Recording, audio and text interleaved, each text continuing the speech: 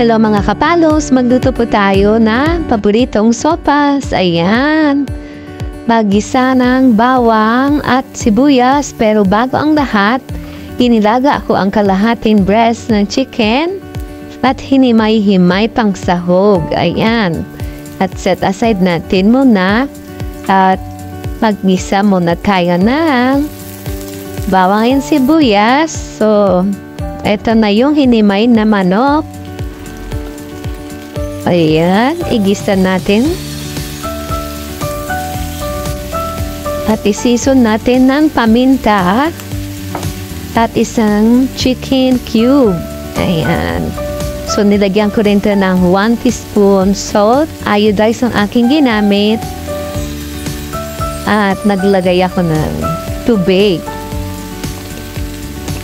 So, ito, isang kutsa natin to.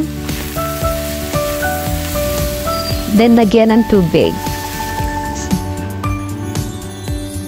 So, ito ay idinagdag ko doon sa chicken stock o yung sabaw ng pinaglagaan ng manok.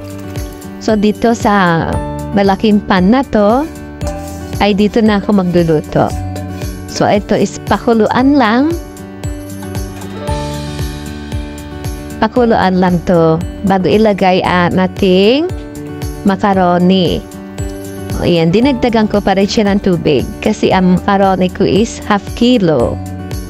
Ayan, pag kulong-kulo na, ilagay na yung macaroni. Ayan. So, be sure na malambot yung macaroni, no? Bago tayo maglagay ng mga sangkap. Ayan, sinunod na yung hotdog, patatas, at carrot. So, optional yung patatas na. Gusto lang kasi ng anak ko may patatas. Ito na yung gatas. Pag malambot na yung macaroni, lagyan na ng gatas. Ayan.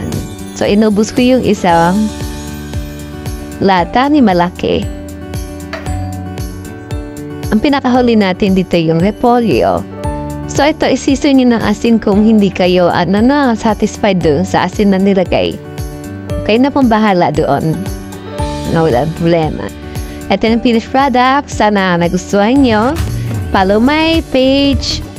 And ingat palagi. Love you all. Bye-bye.